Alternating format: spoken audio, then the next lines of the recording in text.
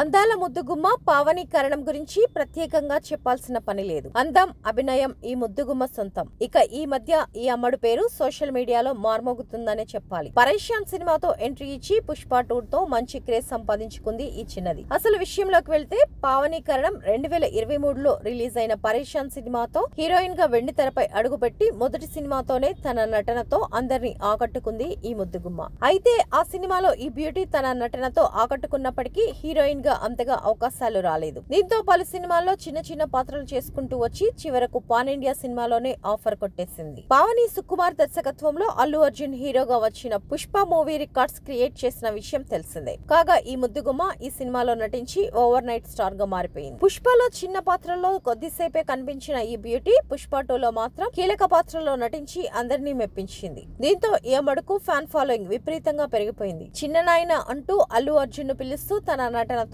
ఆకట్టుకుంది. ఇక తాజాగా ఈ బ్యూటీ తన లేటెస్ట్ ఫోటో షూట్ లో వావ్ అనిపించింది. పర్పుల్ కలర్ డిజైనర్ డ్రెస్ ల అందాల విందు ఇచ్చింది. ప్రస్తుతం ఈ ఫొటోస్ నెట్టింట తెగ వైరల్ అవుతున్నాయి.